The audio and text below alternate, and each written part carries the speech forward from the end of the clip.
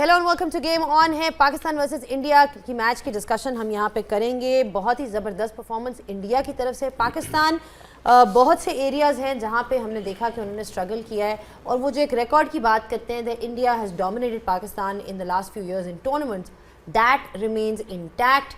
And बार बार जो हैं वही इश्यूज़ क्रॉप अप हो रहे हैं। बहुत सी चीज़ें हैं डिस्कस करने के लिए, लेकिन before we introduce the panelist, I like to introduce my co host Sikandar Bakht. अस्सलाम वालेकुम। वालेकुम सलाम, कैसी हैं आप?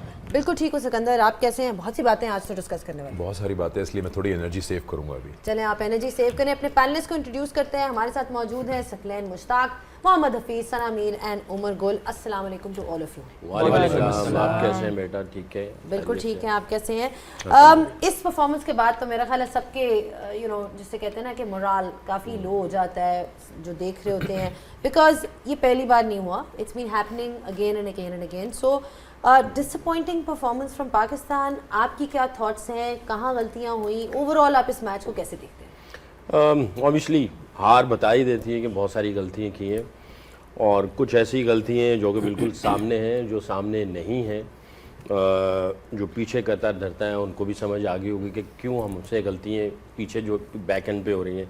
सामने वाली गलतियाँ ये हैं कि मैं ये समझता हूँ कि जब भी इंडिया के साथ हमारा मैच होता है तो साइकोलॉजिकल मेरा ख्याल है बहुत ज़्यादा इनके ऊपर है। ये सारी जो पिछले जो टूर्नामेंट्स में जो परफॉर्मेंसेस चल रही हैं वो उसका बैकलॉग भी चल रहा होता है। तो आई थिंक इनको सबसे पहले तो अपने माइंड को फिक्स करना पड़ेगा कि किस माइंडसेट से हमें अंदर जाना है। क्लैरिटी ऑफ एवरीथिंग रोल है या क्लैरिटी ऑफ एग्जीक्यूशन है, किस तरीके से एग्जीक्यूट करना है, अपना पोटेंशियल जो है उस पोटेंशियल पे कैसे खेलना है। मैं ये समझता हूँ आज के मैच में हमने अपने पोटेंशियल पे खेला ही नहीं है। जिस पोटेंशियल पे आप हैं, जिस पोटेंशियल पे आपने परफॉर्मेंसेस दी हुई हैं, उससे आप ब्लो रहे, बहुत ही ब्लो परफॉर्मेंस की है आपने। आई थिंक सलमान को उसने बड़ी दिलेरी की कि उसने जो आज बॉलिंग की, इतनी अच्छी बॉलिंग की उसने। 2 ओवर, भाई तुम 4 ओवर कर सकते हो, 4 ओवर करने चाहिए थे। और ये ऐसी पिच थी जिसके ऊपर फिंगर स्पिनर को और लाइन और लेंथ का कंट्रोल मिलता है, और ऐसी पिच के ऊपर गेंद जो है ना वो अच्छा ग्रिप हो रहा है, तो आपको 4 ओवर करने चाहिए थे। और मैं गिला करूंगा स्पोर्ट्स स्टाफ से भी, अगर कोई बॉलिंग कोच था या हेड कोच था, उसको पीछे से इंडिकेशन रिमाइंडर कॉल्स चलते हैं, रिमाइंडर मैसेजेस आते हैं कि यार अच्छा कर रहे हो, कर सकते हो, थोड़ी सी एश्योरेंस मिल जाती है। कैप्टन को भी पीछे से अगर कोई हल्का सा मैसेज आ जाता है कि यार बहुत अच्छा लग रहा है, एनालिस्ट बता सकता है कोच को, कोच उसको जाके बता रहे हो कि यार अच्छा लग रहा है, तुम कर सकते हो, ये ना हो कि तुम किसी और सोचों में चले जाना। दूसरी चीज़ ये है कि शाहीन, चलो ठीक है उसका पहला ओवर अच्छा नहीं गया, मैं ये समझता हूँ। और वसीम अकरम को मैंने देखा, वो जब भी कभी किसी बड़े बॉलर का अगर 1 ओवर ख़राब होता था, उसको बताने के लिए कि मुझे तुम पे यकीन है, तुम मेरे प्राइम बॉलर हो, उसका 1 ओवर पावर प्ले के बाहर 1 ओवर और करवाना चाहिए था रिगार्डलेस, ताकि उसको थोड़ा सा और कि भाई तुमने आज का दिन है और तुमने जिम्मेदारी लेनी, तुम फ्रंट पर हो। उसको 1 ओवर वहाँ पे करवाते रादर देन पूरा आखिर वाला ओवर करवाना।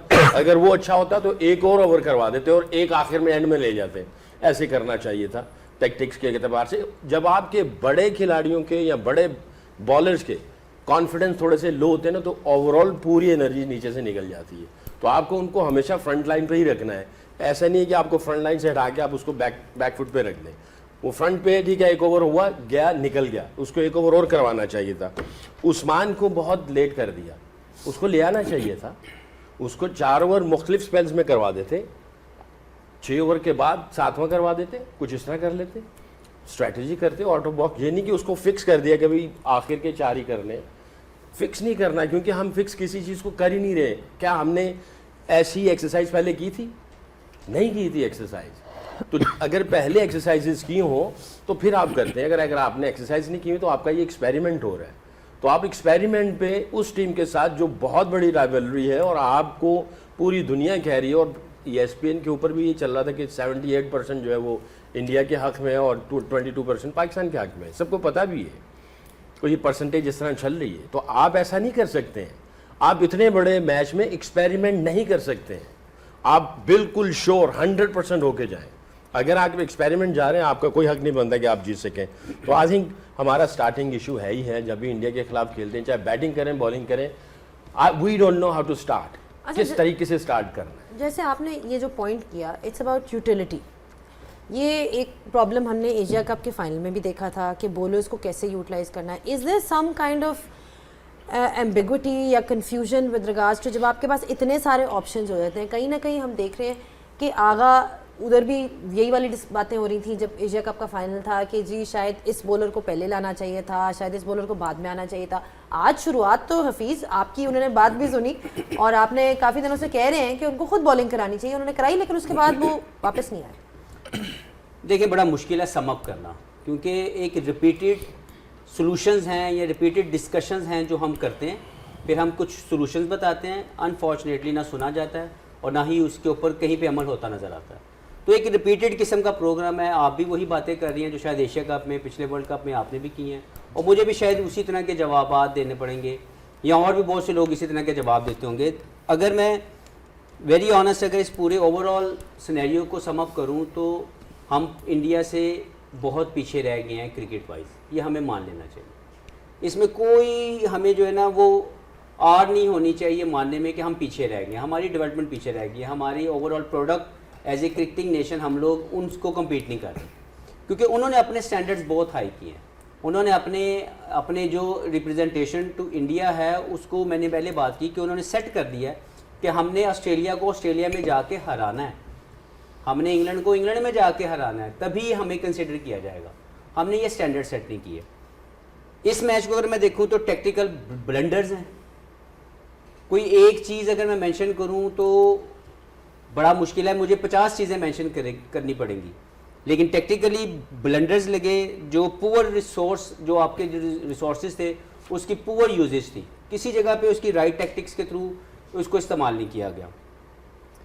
जब टैकी पिच होता और वहाँ पे फिंगर स्पिन के रिप्स की वजह से बॉल का ग्रिप मिल रहा है, तो आपने खुद 2 ओवर किए, उन 2 ओवर में आपने अभिषेक आउट कर दिया. You have watch it is getting a little bit extra turn, there's something in for the finger spinner. आपने 2 ओवर में 10 स्कोर दिए और आपकी दूसरे ओवर की आखिरी गेंद के ऊपर टॉपेज लगता है ईशान किशन का. अनफॉर्चुनेटली वो ऐसी जगह पे गिरता है कि वहाँ पे कोई फील्डर नहीं है.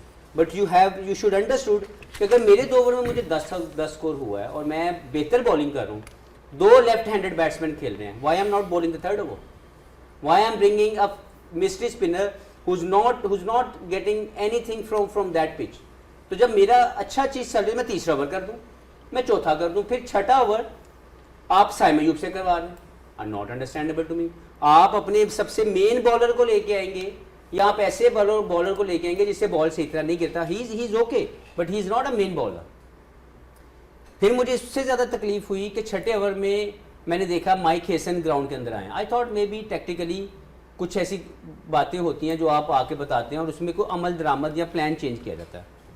मुझे लगा कि यार मैं और गुल इकट्ठे मैच देख रहे थे, मुझे लगा कि शायद इस वक्त चले अगर छठे ओवर में नहीं लेके आए तो स्ट्रेट अवे, क्योंकि उनके 6 ओवर में 47 रन थे और मैच हमसे दूर होता जा रहा था क्योंकि ईशान किशन बहुत अच्छा खेल रहे थे. मुझे लगा कि यार यहाँ पे उस्मान को लेके आएंगे क्योंकि समहाउ दिमाग में तो उनके मौजूद है ना. ही बोल्ड फैंटास्टिकली वेल.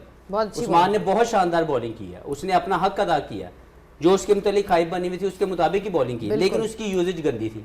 उसकी यूज़ करने के लिए अटैकिंग माइंडसेट नहीं था. वो 10 ओवर के बाद आया, 9 ओवर में मैच खत्म हो चुका था.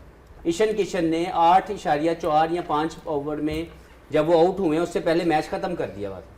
तो हमें ये टेक्टिकली क्यों नहीं समझ आ रही थी कि match is going away from us, why we are saving someone जो हमारे लिए एक आपके मुताबिक ट्रम्प कार्ड और मेरी समझ में सबसे बेहतरीन इस मैच का बॉलर था. हमने उसको क्यों नहीं दिया ओवर, हम क्यों इस इंतज़ार करते हैं. तो मुझे लगता है कि ये वो गलतियाँ हैं जो कप्तानी के ज़ुमरे में आती हैं, जिसका जिम्मेदारी आगा को लेनी पड़ेगी. और जो पीछे बैठी मैनेजमेंट, जैसे सकलैन भाई ने कहा कि उन्होंने अगर फील्ड नहीं किया तो ये भी बहुत बड़ी गलती है.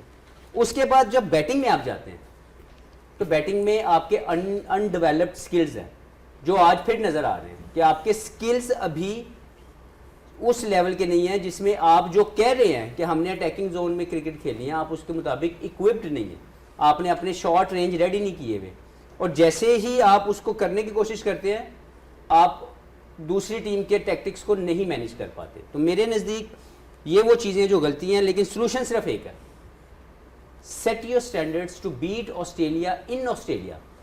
जब तक आप ये नहीं करेंगे, ये आप कंसीडर ना करें कि पाकिस्तान इंडिया के जो भी हम आईसीसी में मैच खेलते हैं Tournaments. उसमें हरा सकेगा। अगर हमने इंडिया को आईसीसी इवेंट में हराना है, हमें ऑस्ट्रेलिया को ऑस्ट्रेलिया में जाके हराना पड़ेगा।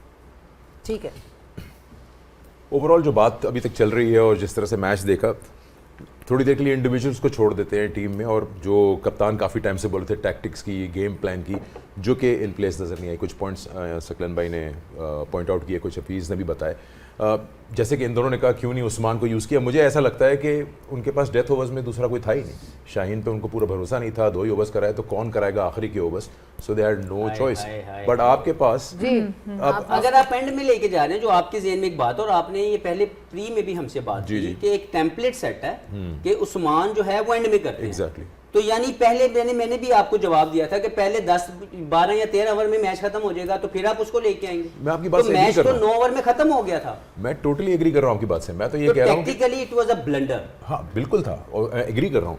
मैं तो सिर्फ ये कह रहा हूँ कि उनके पास शायद डेथ ओवर्स में कोई और है ही नहीं बॉलर, या तो कोई ऐसा पॉइंट आउट करवा दे। आपकी ये बात काफी हद तक इसको सही कंप्लीट है। कर लो सवाल को। अलार्म बेल्स या डिस्कशंस हमारे चल रहे थे कि जी आपका एक बॉलर स्ट्रगल कर रहा है, उसकी 39 की एवरेज है, उसकी इकोनॉमी 9 की है, और वो शायद पूरा फिट भी नहीं है। आप दूसरे बॉलर्स को इस मैच से प्रायर टेस्ट भी नहीं कर रहे सीमर्स में। So you are asking for trouble and then you are looking at yourself and saying कि ये हुआ तो क्यों हुआ। देखिए, चैंपियंस ट्रॉफी में भी जब टीम सिलेक्शन पे बात की थी ना, तो वो बात बहुत बुरी लगी थी उस वक्त भी हम लोगों को। लेकिन जिस वक्त ये टीम भी अनाउंस हुई है, तो 2 चीज़ें मैंने उस वक्त भी बोली थी कि जब आप बड़ी टीम्स के साथ खेलेंगे, आप 2 जगह पे बहुत ज़्यादा स्ट्रगल करेंगे। आपका बैटिंग का जो मिडिल ऑर्डर है वहाँ पर, और आपकी डेथ बॉलिंग। ये मैंने शुरू में भी ये बात की थी। जो आप बात कर रहे हैं, आप बिल्कुल सही कह रहे हैं, जो हफीज़ भाई बात कर रहे हैं वो भी बिल्कुल सही कह रहे हैं। उस्मान जैसे बॉलर को डिफेंसिव यूज़ करना क्रिमिनल है। हमने कल भी ये बात की थी कि आपने उस्मान को अटैकिंग बॉलर यूज करना है, विकेट टेकर यूज करना है। आपने उसको यूज किया as a defensive bowler, run ना पड़े, उसने रन नहीं दिए। बिल्कुल ठीक है। 6 रन की इकोनॉमी से बॉलिंग कराई और आखिर के 4 ओवर किए। सो उसने अपना काम पूरा कर दिया। बट आपके पास उन्होंने कहाँ करवाई है कुलदीप यादव से बॉलिंग, उन्होंने कहाँ करवाई है वरुण चक्रवर्ती से बॉलिंग। जिस वक्त प्रेशर टॉप पे है आपके बैटर्स के ऊपर, रन रेट ऊपर चला गया, वो अपने मेन बॉलर्स ले आए हैं, आओ जी मारो, ठीक है। तो आपकी सबसे पहले सिलेक्शन की प्रॉब्लम वहाँ पे आ जाती है। किसकी जिम्मेदारी है कि सिलेक्शन कमेटी स्ट्रॉन्ग हो, सही फैसले करे। उसके बाद आप बार वर्ल्ड कप में कप्तान ऐसा ले आते हैं जिसके पास पीछे कोई ज़्यादा एक्सपीरियंस नहीं होता। पिछले वर्ल्ड कप में भी ये हुआ, बिल्कुल आखिरी टाइम पे कप्तान एक बदलते हैं फिर दूसरे बदलते हैं। सो मैं सिस्टम के पॉइंट ऑफ व्यू से बात कर रही हूँ। जब तक आप ये कंसिस्टेंसी नहीं लाएंगे, आपका कप्तान तगड़ा अच्छे मैचेस करके इस तरह के 2-4 कम से कम 5-6 साल कप्तानी करके वो वर्ल्ड कप तक आए, डोमेस्टिक की मैं बात कर रही हूँ, उसके बाद उससे ये फैसले हों। उन्होंने स्टार्ट तो बहुत अच्छा कर लिया आज सलमान अली आगा ने, वो आउटस्टैंडिंग था, उस पर करेज, और वो करेजियस ज़रूर है, मैं उनकी इसमें तारीफ करूँगी, वो करेजियस ज़रूर है। वो बैटिंग में भी अब कोशिश कर रहे हैं अपने ऊपर आने की, पर वो अच्छी टीमों के आगे 1 डाउन पे अभी आपके पास बहुत छोटा सैम्पल साइज है। आपने पाकिस्तान के लाहौर की विकेटों पे जाके रन कर दिए, तो आप ये नहीं समझ सकते कि हम सेट हो गया हमारा बैटिंग ऑर्डर। वो भी बिल्कुल लास्ट मिनट चेंज था आपका, एंड वर्ल्ड कप से पहले आपने इतना बड़ा शिफ्ट कर दिया।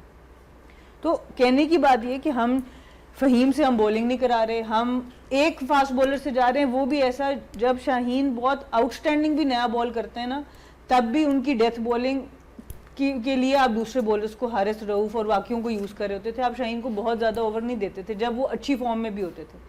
अभी उनकी फॉर्म अच्छी नहीं है और आप दूसरा कोई मीडियम पे आप फ़हीम से ओवर भी नहीं करा रहे और कोई दूसरा बॉलर भी नहीं खेला। अगर फ़हीम एज स्पेशलिस्ट बैटर खेल रहे हैं तो फिर वे कर लीजिए। देखिए, जब हम क्लैरिटी की बात करते हैं ना, जो बैटर है वो विकेटें ले रहा है। साइम अयूब का मेन काम बैटिंग है, वो 3 आउट कर रहे हैं, और शाहीन का मेन काम बॉलिंग है, वो नीचे से 20-25 कर रहे हैं। सो आपको ये क्लैरिटी देनी पड़ेगी, और मेन काम इनसे जो इनके पहले काम है वो आपको कराने पड़ेंगे। सो अनफॉर्चुनेटली जब बड़ी टीम, अभी आप जब नीदरलैंड से भी आप बिल्कुल बहुत एंड पे जाके जीते हैं, कन्विंसिंग परफॉर्मेंस आपकी। एक यूएसए थी जिसमें उनके 2 मेन प्लेयर नहीं खेले उस दिन, आपको पता है, वो मकामा जो प्ले बैटर हैं और अली खान बॉलर हैं, दोनों वो नहीं खेले उसमें।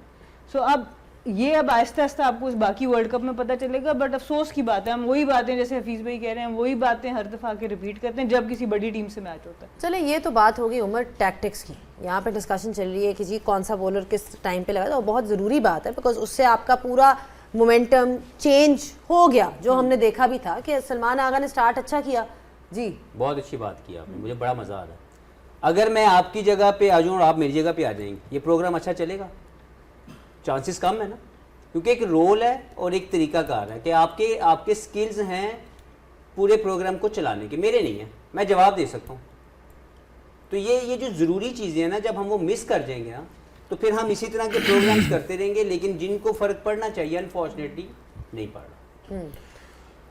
तो टैक्टिक्स की तो यहाँ पे डिस्कशन हुई है और बड़ी अच्छी डिस्कशन हुई है, because these are the key things जो आपके मैच को मेक और ब्रेक करती हैं। So it was very important to discuss कि जी कहाँ आपने what could you have done differently during the game. But let's talk about the bowling, because वो आपकी स्पेशलिटी है। आपने जिस तरह से शुरुआत की, सलमान आगा ने बड़ी अच्छी शुरुआत की पाकिस्तान के लिए आज, बड़ी अच्छी एक विकेट भी उन्होंने हासिल की और बड़ी की विकेट जिसके ऊपर बड़ी डिस्कशंस हो चुकी हैं। उसके बाद शाहीन है। शाहीन का जो फॉर्म है in the last in tournaments, we are not talking about PSL, we are not talking about bilaterals, I am talking about ICC tournaments, वो क्यों उस तरह से नज़र नहीं आता? उनकी ओवरऑल बॉलिंग को आप कैसे देखते हैं? क्या प्रॉब्लम्स नज़र आते हैं? बिकॉज एक टाइम था when he was considered the main match winner for Pakistan ball उनको देखता था जब भी विकेट चाहिए थी। अब ऐसा नहीं है। अब आपने उनसे 2 ओवर कराए, एक आपने शुरू में कराया, उनको रन्स पड़े, और एक आपने उनको आखिरी ओवर दे दिया जिसमें उनको फिर से रन्स पड़े। तो what is his role, where does he fit in this side is the question. देखिए, गलतियाँ तो हमने काफ़ी सारी की और काफ़ी सारे हमने डिस्कस भी की है, इसमें प्लानिंग भी है, आपके कोच का रोल भी है। जिस तरह हफीज़ ने कहा कि छठे ओवर के बाद जब पहले ड्रिंक हुआ उसके बाद आप आए हो, वहाँ पे आपने क्या मशवरा दिया कैप्टन को? सम टाइम जिस तरह सेकी भाई ने कहा कि कैप्टन को समझ नहीं आई थी, कोचिंग स्टाफ जो बाहर जो मैनेजमेंट बैठा हुआ है उनका रिस्पॉन्सिबिलिटी कि वो कैप्टन को रिमाइंडर दे दे कि कौन से बैट्समैन खेल रहे हैं, इसके लिए मैचअप क्या हो सकता है, वो गलती हमने की है। फिर आपके जो जिसको आप कह रहे थे कि ट्रम्प कार्ड है हमारा उस्मान, उसको आप लेट लेके आए, 11वें ओवर में आप उसको खिला रहे हो, जिस तरह बॉलिंग दे रहे हो। हमने पहले ही कहा था कि इसको आपने ऐसे यूज़ करना है कि बाकी बॉलर उसके सराउंडिंग में बॉलिंग करे, वो गलती आपने की है। फिर आपने शाहीन की बात कर रहे कि वो क्यों नहीं आउट कर रहा, ऑब्वियसली उसकी फॉर्म अच्छी नहीं है और उसको हमेशा से एक तो उसके रिदम का मसला है और उसको अभी ख़ुद वो उस कॉन्फिडेंस में नहीं है, और वो हमेशा तब परफॉर्म कर रहा था जब उसको पहली ओवर में एक आध विकेट मिलती थी या दूसरे ओवर में, तो वो हमेशा आपके लिए परफॉर्म कर रहा। लेकिन जब आपके फॉर्म नहीं हो, आपका रिदम अच्छा नहीं हो, तो आपको अगर अर्ली ऑन आपको विकेट नहीं मिले तो ऑब्वियसली आपसे जो एक्सपेक्टेशन है टीम की कि आप ब्रेक थ्रू दिलाओगे, तो सम टाइम पे फिर आप अंडर प्रेशर आते हो, आप अपना फोकस लूज़ करते हो, फिर आप वेवर्ड हो जाते हो, आपके जो बॉलिंग डिसिप्लिन है वो एक जगह पे आप बॉल नहीं करते। आज भी पहले जो 2 बॉल की काफ़ी लूज़ बॉल की है, उसने अपने आप को अलाउ नहीं किया कि मैं कौन से लेंथ से बॉल करूँ, तो उसने जब आगे बॉल किया स्विंग हो रहा था, लेकिन अगेन वही कि उसको कॉन्फिडेंस नहीं आ रहा। प्लस यहाँ पे सारी चीज़ें तो हमने डिस्कस की है, टैक्टिक्स वाइज भी, कोचिंग के भी, जो प्लानिंग थे हमारे वो भी कि दो लेफ्टी खेल रहे हैं, ऑफ स्पिनर अच्छा बॉल कर रहा है, उसका बॉल ग्रिप भी हो रहा है, स्पिन भी मिल रहा है, वहाँ पे हमने वो मिस्टेक की, वो तो ऑलरेडी डिस्कस हो गई। लेकिन अगेन हमने 2 चीज़ें आज मिस की है मेरे ख्याल से। एक तो प्रिपरेशन हमारी उस तरह की नहीं थी जिस तरह हमने मैंने कल भी आई थिंक डिस्कस किया था कि इंडिया वेल प्रिपेयर्ड आए थे, उनको पता था कि अगला मैच हमारा किस टीम के अगेंस्ट है, उसके लिए हमने क्या प्रिपरेशन करनी है। आज जो हम बात डिस्कस कर रहे हैं कि उस्मान को और क्यों नहीं कराया छठे ओवर पावर प्ले में पहले 6 ओवर में, तो इससे पहले हमने लास्ट मैच में कई ऐसी कोई तैयारी की थी या कोई ऐसी एक्सपेरिमेंट हमने की था कि आपने अगर ज़रूरत पड़ गई तो हमने ट्राई आउट किया, किसी को ट्राई आउट नहीं किया। इंडिया ने लास्ट मैच में पांड्या से बॉल कराए, दुबे से बॉल कराए, बुमराह को पीछे लेके आए। आज उन्होंने स्टार्ट वही पांड्या से कराया, पहली 2 ओवर में उसने 2 आउट करके दे दिए। तो आई थिंक एक तो हमारी प्रिपरेशन बिफोर द गेम उस तरह की नहीं थी, और secondly I think game awareness बहुत इंपॉर्टेंट है। आपने कंडीशन को किस तरह रीड करना है। ऑल दो अगर आज उनकी आप देख भी ले, जो डॉट बॉल रेशो इंडिया की 36% हमारी है 51, वो तो हम खैर पहले जो पावर प्ले था 6 ओवर में मैच एक साइड पे हो गया। उसकी बात मैं इसलिए कर रहा हूँ कि आपके टैक्टिक्स तिलक वर्मा, सूर्या कुमार यादव अपने नेचर के अगेंस्ट खेले, क्योंकि जो कंडीशन थी वो आपको अलाउ नहीं कर रहा था। जो सेट बैटर था और जिसके बल्ले पे बॉल आ रहा था, तिलक वर्मा उसको सिंगल देख के वो हिट कर रहा था, क्योंकि वो अच्छी फॉर्म में था, ईशान किशन की बात कर रहा हूँ, वो उसको यूटिलाइज़ कर रहा था, सिंगल डबल वो कर रहा था। फिर जब सूर्य कुमार आया तो उसको भी पता था कि जाते ही यहाँ पे हिट नहीं लगेगी, आपको टाइम लेना है, तो वो भी अगेंस्ट अपने नेचर के अगेंस्ट खेला। तो सम टाइम आपके जो गेम अवेयरनेस है या कंडीशन को रीड करना है, ये भी बड़ा इंपॉर्टेंट है। आई थिंक हम काफ़ी चीज़ों में हम ले कर रहे थे, और जो सबसे इंपॉर्टेंट एक चीज़ थी कि हमने अपने आप को अलाउ नहीं किया, स्पेशली बैटर ने, कि थोड़ा हम डीप चले जाए, थोड़ा सा अपने आप को मौका दे, थोड़े से बॉल खेले, उसके बाद में भी एक आध इनिंग्स एक आध पार्टनरशिप हमारी ऐसी लगे कि जहाँ पे हम इंडियन बॉलर को अंडर प्रेशर गए, हमने वो मौका दिए नहीं उनको। मैं ये थोड़ा सा है जा रहे हैं, ब्रेक के बाद कर लेते हैं बात। एक छोटा सा ब्रेक लेते हैं, ब्रेक के बाद डिस्कशन को जारी रखेंगे। अभी तक बात हो रही है पाकिस्तान की बॉलिंग की, बैटिंग की तरफ भी आएंगे, सो ज़्यादा दूर ना जाइएगा। We will talk more on this, keep watching game on है on PTV sports and tapmad. Welcome back once again. बात हो रही है गेम ऑन है पे पाकिस्तान और इंडिया के मैच की, जो कि इंडिया ने 61 रन से जीता और अपने 4 पॉइंट्स टोटल से बढ़ा के 6 पे लेके चले गए हैं। पॉइंट्स टेबल पे एक नज़र डालते हैं और उसके बाद अपनी डिस्कशन को कंटिन्यू करेंगे। ग्रुप ए का ये हिस्सा है। पाकिस्तान इस हार के बाद नंबर 3 पर आ गया है, नेट रन रेट को हिट हुई है इस हार में, -0.40 पे आ गया है। तो नटशेल में ये है कि पाकिस्तान का जो आखिरी मैच नामीबिया से है वो पाकिस्तान जीते और क्वालिफाई करे सुपर 8 के लिए। अगर किसी सूरत में हारा तो फिर ऑफ कोर्स USA का चांस बन जाएगा। ये लुबे-लुबाब है अभी तक की सिचुएशन का। अब बात करते हैं, जो बात कर रहे हैं हम टैक्टिकल एरर्स की और क्या बेहतर कर सकता था पाकिस्तान के। जो चीज़ें हम पहले डिस्कस कर चुके हैं, उमर गुल ने कहा था कि मैं चाहूँगा नसीम शाह को देखूं या सलमान को ले, क्योंकि आपको पता था कि आपके लिए ख़तरे की घंटी बज रही है। अब पाकिस्तान बाहर नहीं है इस कॉन्टेस्ट से, पाकिस्तान कंटिन्यू कर सकता है नामीबिया के खिलाफ, लेकिन क्या अब पाकिस्तान वो चेंजेस करेगा जो शायद इस बड़े मैच से पहले कर लेने चाहिए थे? सूनर और later the better when you learn from your mistakes. क्या चेंजेस आप देखना चाहेंगे? मैं आपसे पूछ रहा हूँ, आप क्या देखना चाहेंगे? What they think is different? देखें, बाज़ जो हेड कोचेज़ होते हैं ना, वो हर मैच में चेंज नहीं करते, उनका अपना एक ज़हन होता है। आई थिंक मुझे जो माइक हैसन का लग रहा है, वो उसने एक माइंड सेट किया हुआ है कि ये मेरे बड़े खिलाड़ी हैं, इसके अराउंड मैं दूसरे खिलाड़ियों को लगाऊंगा और कम से कम 3-4 मैचेस में साथ लेके चलूँगा, वहाँ से फिर मैं किसी को एक आध को चेंज करूँगा। जो नंबर सेट कर दी वो सेट कर दिए, और जिनको मैंने फ्लोट करना है वो मैंने फ्लोट करना है। ये उसका माइंड सेट जो मुझे लग रहा है, इतनी दूर बैठे हुए मैंने उससे कभी बात नहीं की है, ठीक, तो वो इस तरह वो करने के लिए वो जा रहा है। चले ठीक है, अब हो गया सो हो गया। बट थोड़ा सा मैं एक पॉइंट टच करना चाहूँगा, जो पहली कन्वर्सेशन चल रही थी कि थोड़ा टेक्टिकली हम और बेहतर हो सकते थे, कि हमें मोमेंट देखने थे और वहाँ पे जो मोमेंटम थे, कि क्या हमारा मोमेंटम बैटिंग की तरफ कहीं से अगर मिल रहा है तो उसको थोड़ा सा और स्ट्रेच करके लेके जाते हैं। आप you can't think far ahead, चाहे बॉलिंग कर रहे हो या बैटिंग कर रहे हो। जब बहुत ज़्यादा आगे जाते हो तो जो जिस सिचुएशन में हो वो आप उसके ऊपर उतना फोकस या आपकी जो है वो उतना कंट्रोल नहीं रहता। तो आपको जो है उस मोमेंटम को या उस लम्हे को थोड़ा सा और स्ट्रेच करके आगे लेके जाना चाहिए और प्रेजेंट रहना चाहिए था। बैटिंग करते हुए सारे बॉलर्स आपके सामने होते, तो हर बैट्समैन ये देखे कि यार कौन सा बॉलर ऐसा है जिसको मैं टेक ऑन कर सकता हूँ, उसको मैं पकड़ सकता हूँ, और उस बॉलर को कौन सी डिलीवरी के ऊपर से मैं इसको शुरू करना है, तो उसको भी आप टारगेट बना सकते हैं। ये नहीं कि आप गए और बिल्कुल ब्लैंक और आपको कुछ आइडिया नहीं आ रहा, स्कोर बोर्ड सिर्फ आपके दिमाग में चल रहा है और टिक टिक टिक टिक हो रहा है और आप समझ रहे हैं कि बस हमारे हाथ पाँव जो है ना वो बंद गए। ऐसा नहीं है, आपको बॉलर पिक करना है, डिलीवरी। अच्छा, उसमें फिर ये सिचुएशन आ जाए तो आपने जो है उसमें रुथलेस अप्रोच रखनी है। अब मेरा ख्याल है कि कई ऐसे मोमेंट थे जहाँ पे शादाब थोड़ा सा उस पहली गेंद के ऊपर उसको चला दिया, 1-2 गेंद थोड़ा सा नीचे करने के बाद वो फिर आगे उसको टेक ऑन लेता। मुझे नहीं लगता कि वो प्रॉपर बॉलर है, वो उससे आउट हो गया। इसी तरह उस्मान है, थोड़ा सा देख लेता।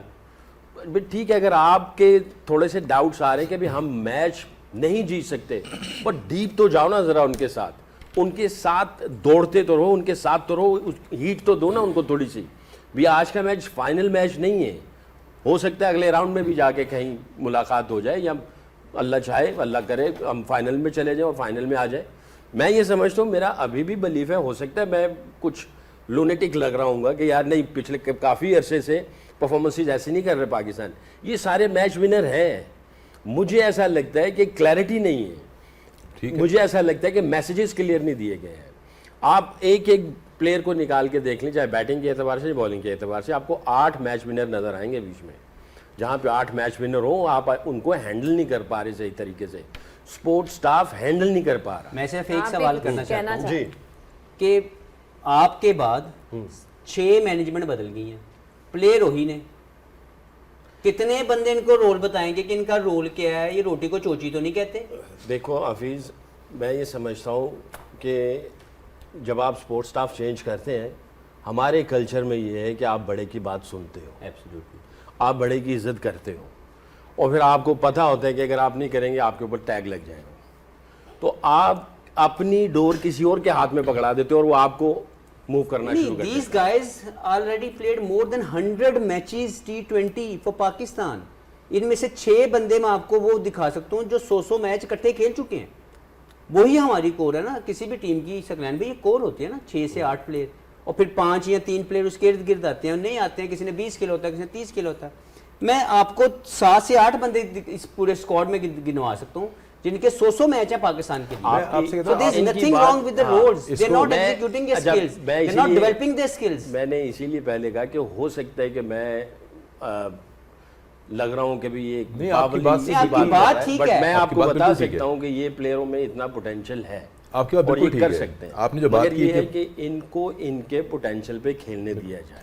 वन फील्स कि जब ईशान किशन ने 85 कर दिया 8 ओवर में, Pakistan was chasing the game. उसके बाद हर आदमी जो है वो ये लग रहा था कि मैं अपना ओवर गुजार दूं। मैं आपसे यही सवाल पूछ लेता हूं कि अगर आप कोई चेंज लाना चाहेंगे, देखें अगर आप अपनी डेथ बॉलिंग को सीम में स्ट्रेंथन करना चाहते हैं तभी आपको उस्मान को फ्लोट करने का मौका मिलेगा, वरना आप उसी चीज़ पर रहेंगे कि हमें एक ऐसा bowler Usman as a bowler चाहिए जो डिफेंड करे, रोके रन। आप कहते हैं वो अटैकिंग बॉलर है। आप कोई ऐसा चेंज चाहेंगे जिससे पाकिस्तान की डेथ बॉलिंग स्ट्रांग हो जाए? क्योंकि आपने लास्ट कब देखा था कि पाकिस्तान 6 स्पिनर और half fast Salman bowler Mirza से भी खेला। हैं, देखिए नसीम शाह भी हैं। पहली बात स्क्वाड ये को कि मैं सिर्फ मैच देखी। पहले जीता जाता है, एंड के 3 ओवर में नहीं जीता जा सकता। ठीक है। तो पहली बात ये समझे कि हमने पहले 9 ओवर में मैच खत्म करवा दिया था नहीं है, बिकॉज ऑफ बैड टैक्टिक्स।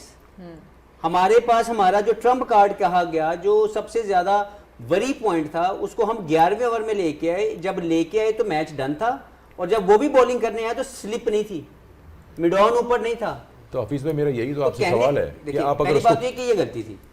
हम जिसको भी खिला लें, अगर उसका राइट इस्तेमाल ही ना करें, ये पॉइंट आप किसी को भी ले आए, आप उसका यूजेज गंदा करें, आप टेक्निकली एरर्स करें। आज पूरी दुनिया के पंडित को निकाल के देख रहे हैं, मेरा एक सब सवाल- टेक्निकल एरर। मेरा एक सवाल आप हफीज कह से रहे हैं है। इसी 11 से मेरा खेलेंगे एक आप सवाल next? हफीज से है। ये जो 11 आज खिलाई है ना, ये इसलिए ठीक थी कि इन्हीं 11 के साथ कॉन्फिडेंस दिया गया। इन 11 को रोल की जो बात कर रहे हैं, उस रोल की क्लैरिटी के लिए इन लोगों को खिलाया गया। ठीक है। इनको पिछला मैच भी खिलाया गया। तो आज अगर कोई नया बंदा आता तो उसका रोल डिफाइन न होता। इन बंदों को अपना रोल डिफाइन पता था। They couldn't execute their skills. Let blame players now, come out of that thing कि हमने कोच पे डाल के बच जाना है। दिस इज देखिए, व्हाट अनफॉर्चुनेटली मेरा- दीस टीम, मैं इसके में मैं क्लियर कर दूं, ये जो लड़के हैं मैं इनको बड़ी अच्छी तरह जानता हूं। They are skilful.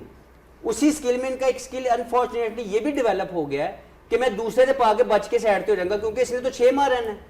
ये 4 माह बाद बदल जाएगा, ये 6 माह के बाद बदल जाएगा। तो 6 से 8 मैनेजमेंट बदल गई, प्लेयर 100 फर्स्ट कर हमारे T20 के मैच खेल के परफॉर्मेंस वही आ रही है। देखें, मेरा एक सवाल यही बनता है इनको इससे, अपडेट करने की जरूरत है। मेरा एक सवाल इससे बनता है। अभी 2 दफ़ा आपने मेंशन किया कि पहले 9 ओवरों में जिस तरह की उसने नॉक की, मैच वो हमसे ले गए। आप हेड कोच हैं, डायरेक्टर क्रिकेट हैं, आप कैप्टन हैं, ये तीनों रोल इसने किए हुए हैं। क्या आप कहेंगे कि 9 ओवरों में मैच लेके निकल के, क्या आप उस वक्त ये डिसाइड कर लेंगे या ये सोच आ जाएगी आपके अंदर? नहीं, आएगी? देखें, पहली बात तो ये है कि मैच को पहले 9 ओवर में हमने स्लिप करवा दिया, और उन लोगों ने उसके बाद बड़े टेक्निकली मतलब यू कैचिंग अप ना, जी, उसके we बाद were just आप trying फिर to you chase it. Behind the game. हम तो एक रस्मी आपको जो कार्रवाई थी ना, इनिशियल एक वो मिल सकता एक था, रस्मी कार्रवाई थी जिसको हम momentum। पूरा कर रहे थे कि हमने 20 ओवर करने थे। अच्छा, मैं उन्होंने 20 ओवर खेल ये लिए जो थे। 175 है, क्या ये चेजेबल नहीं था? नहीं, इस पिच पे नहीं था। इस पिच के ऊपर पार रन 150 रन से ज्यादा अगर कोई टीम करती, वो नहीं करने देना था उसने बाद में। और अगर मैं आपको, हम सब ने मैच देखा है, पहले बॉलिंग करते वक्त 2.7 2.8 की टर्न मिली है, स्क्वायर टर्न, और बाद में 1.5 या 1.6, तो तकरीबन आधा टर्न कम था। और हमने देखा बाद कि में? बाद में पहले ग्रिप था विद बाउंस, बॉलिंग करते जी, हैं।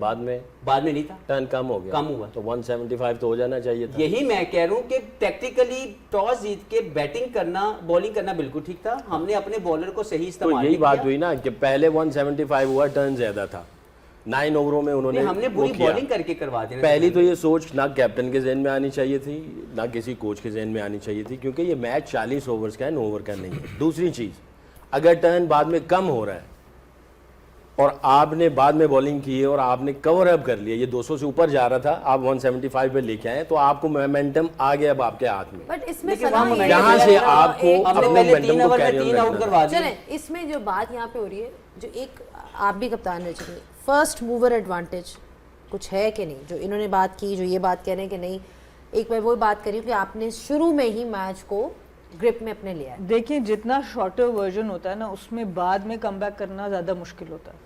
टेस्ट मैचेस में आप आखिरी सेशन, आखिरी 2 सेशन, आखिरी दिन आके भी पूरा का पूरा टेस्ट मैच पलट सकते हैं। वनडे में वो और कम हो जाता है। T20 में मैं अग्री करती हूँ जो हफीज़ भाई बात करें, जितना आप टॉप हैवी जाएंगे बैटिंग से भी बॉलिंग से भी, जितना आप मैक्सिमम डैमेज शुरू में कर देंगे, फिर आप गेम को चेज नहीं करते। यहाँ पे आप बाद में मैच नहीं जीत सकते। बहुत रेयर होता है कि आपने 100 रन खा लिया पहले 10 ओवर में और उसके बाद अगली टीम को आप 160 में आउट कर दें, ये बहुत कम होता है। मेजॉरिटी ऐसी होता है कि you are chasing the game, जो मुझे लगता है कि जो लिमिटेड ओवर फॉर्मेट है, ठीक है, बड़ी क्रिकेट में आप उसको बाद में भी सेशंस में कवर कर लेते हैं। बात वही आ जाती है आपकी सिलेक्शन की, जो आपकी टीम की सिलेक्शन है, आपके जो कप्तान की करेज पे मैं कोई मुझे डाउट नहीं है, उसने अपने तरफ से अपने आप को आगे करने की कोशिश की है, बैटिंग में भी बॉलिंग में भी, जो भी वो कोशिश कर रहा है, लेकिन अभी मैच्योरिटी नहीं है। इंटरनेशनल लेवल का जो स्टैंडर्ड है उसकी मैच्योरिटी नहीं है, टेक्टिकल वो वाला माइंडसेट आपका नहीं है और हम उनको डेवलप भी नहीं होने देते। मेरा सिर्फ ये है कि हफीज़ भाई ने जो बात की, एक चीज़ से मैं थोड़ा डिसएग्री करूँगी, ठीक है मैनेजमेंट सही, प्लेयर भी बेशुमार बदलें, कितने ओपनिंग प्लेयर्स बदले हैं। हसन नवाज को हम लाते हैं जी, जनरेशनल टैलेंट है, वो बाहर हो जाते हैं। मोहम्मद वसीम जूनियर को आप डेवलप करते हैं 2 साल, वो बाहर हो जाते हैं। इरफान खान नियाजी बीच में मिडिल ऑर्डर में आते हैं, वो बाहर हो जाते हैं। आप सारा वक्त टीम ही चेंज करते रहते हैं। आप हसन मुझे ये नवाज बता, कौन से नंबर पे आप देखती हैं उनको? मैं एक बात करी, उनको आपने पहले ओपन खिलाया, उसके बाद आप उनको मिडिल ऑर्डर में ले आए, फिर आपने उनको बारो बार कर दिया। फ़खर जमान के साथ भी आपने ये किया। सो कहीं ना कहीं इस मैनेजमेंट को, सिलेक्शन कमेटी को भी कसूरवार करना पड़ेगा। खाली प्लेयर्स को मैं फिर ये बात याद कराऊंगी, बाबर आजम, आज हम कह रहे हैं आईसीसी टूर्नामेंट में परफॉर्म नहीं करते, बाबर के ऊपर अपनी 80% जिम्मेदारी बाबर आजम की है, पर 20% जिम्मेदारी ये भी है कि आप छेड़ देते हैं एंड आईसीसी टूर्नामेंट से पहले। वनडे में आप उनको ओपन करा देते हैं, T20 में आप नंबर 4 भेज देते हैं।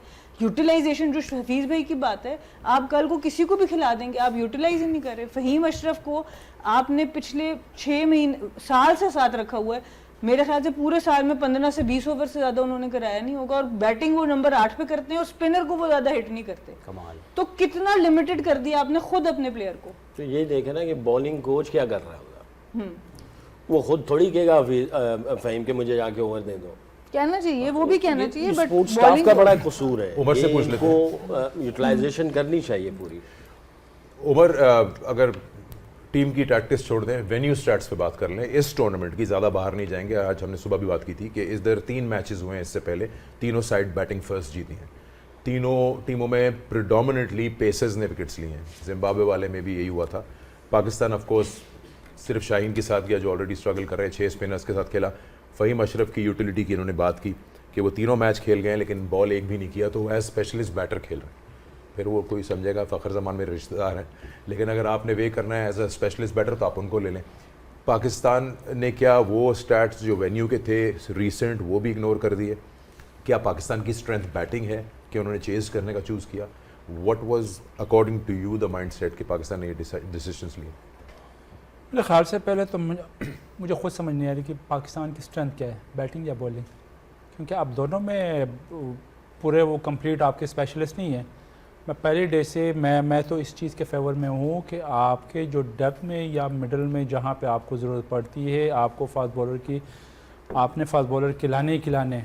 जिस तरह अभी आपने कहा कि यहाँ पे अगर पेसर की विकेट देखे इस वेन्यू पे, स्पेशली पर मदासा में, तो सबसे ज़्यादा पेसर पिछले 3 मैचेस में ये हुआ है वर्ल्ड कप के, और वो इसलिए हुए कि डेथ के जहाँ पे यहाँ पे ऑफ कोर्स आपको रिवर्स स्विंग मिलता है, बॉल जल्दी पुराना हो जाता है, स्क्वायर इतना ड्राई होता है कि यहाँ पे जब शॉट लगते हैं और जब स्क्वायर पे बॉल लगता है तो वो स्क्रैच हो जाता है। तो यहाँ पे एक तो ये है कि आपके डेथ में आपके यॉर्कर जो आपके स्किल्स है, वो हमें बहुत कम नज़र आ रही है इस टीम में स्पेशली। और प्लस जो मिडल में भी जो जिन बॉलर ने, आप पेसर की बात कर रहे हैं, तो उन्होंने ज़्यादातर विकेटें लिए मिडल में, वहाँ पे अपने वेरिएशन को यूज़ की है बड़े क्लेवरली और बड़ी क्लैरिटी के साथ वहाँ पे अपने वेरिएशन को यूज़ किया। और जो सबसे इम्पोर्टेंट चीज़ है कि यहाँ पे बाउंड्री बहुत बड़ी है। आज के मैच में अगर आप देखते हैं शाहीन का जो आखिरी ओवर था, सामने की फील्डिंग बाउंड्री है वो 81 मीटर्स है, स्क्वायर की उससे थोड़ी सी छोटी है। और जहाँ पे लो बाउंस पिचेस हो वहाँ पे स्क्वायर ऑफ द विकेट जब आपको हिट लगती है तो इट्स मीन्स कि आपने बुरा बॉल किया है। शाहीन ने उसी ओवर में बुरा बॉल इसलिए किया कि एक मिड विकेट पे का है छिक्का, एक कट पे का है, लूज बॉल था। सामने 81 मीटर की बाउंड्री, सामने कितने हिट का है उसने? कुछ भी नहीं। आपका गेम अवेयरनेस ही नहीं है, आपके अपनी फील्ड के अकॉर्डिंग टू द फील्ड अपनी बॉल ही नहीं कर रहे हो। तो पेसर वही कामयाब हुए जिनको अपनी वेरिएशन पे पता है और अपनी फील्डिंग का पता है और बाउंड्री को किस तरह यूज़ करना वो है। एक्सपीरियंस कहाँ गया जिसका आप जिक्र कर रहे थे कि मैं एक्सपीरियंस के साथ जाऊंगा एंड कंटिन्यू विद हिम, जब हम पहले दूसरे मैच के बाद बात कर रहे थे? देखिए उसके बुरा फॉर्म चल रहा है, जब आपका बुरा फॉर्म है तो आपका माइंड भी काम नहीं करता, फिर आप जो करते हो वो आपके फेवर में नहीं जाता।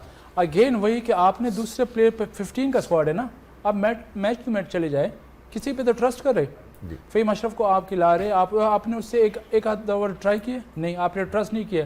सिलेक्शन की हम बात कर रहे हैं, बिल्कुल मैं एग्री कर रहा हूँ सना के साथ। आपने सिलेक्शन कमेटी है उनको ब्लेम किया कभी? आपके जो मौजूदा टीम है इसमें मिडल ऑर्डर बैट्समैन कौन सा है? आप ओपनर को ही नंबर 5 पे खिला रहे हो या नंबर 4 पे खिला रहे हो, तो आपकी सिलेक्शन ही गलत है। आप बात कर रहे हो कोच की कि उसका जो कम्युनिकेशन है और ट्रस्ट है वो बड़ा ज़बरदस्त है प्लेयर पे। साइम अयूब काफ़ी टाइम से वो स्ट्रगल कर रहा था, सबको पता है कि टैलेंटेड है, इसमें कोई शक नहीं है। आपने उसको बैक किया, उसको ट्रस्ट दिए, तो वो अभी वो परफॉर्म कर रहे हैं ना फॉर्म में। इसी तरह आपने मिडल ऑर्डर में इतने लड़के 4-5 सालों से ट्राई किए, लेकिन किसी को कंटिन्यूसली या कंसिस्टेंटली उसको नहीं खिलाया, उस पर ट्रस्ट नहीं किया। कभी एक बाहर होता है, कभी दूसरा बाहर होता है। ऑब्वियसली आपके जो मिडल ऑर्डर के बैट्समैन है, जिसमें इरफान है, जिसमें समद है, आपने उन पर ट्रस्ट किया नहीं। आपने 1-2 सीरीज को दी, एक मैच पे आप उसको बाहर कर रहे हो। और सबसे मुश्किल जगह है वो हफीज भाई नहीं, मैं बताएंगे। देखिए बात ये अभी सिलेक्शन की बात कर रहे हैं, हमारे अनफॉर्चुनेटली स्टैंडर्ड गलत सेट हो गए हैं। हम अंडर 17 से लेके पाकिस्तान टीम तक मोस्ट रन्स के ऊपर बैट्समैन को सिलेक्ट करते हैं, मोस्ट इम्पैक्ट के ऊपर नहीं कि उसने किस नंबर पे स्कोर किया है। अगर वो ओपनर है तो ओपनर के स्टैट्स ये होंगे तो हम उसको ले लेंगे। नंबर 5 पे किया है तो नंबर 5 वाला बैट्समैन लेना।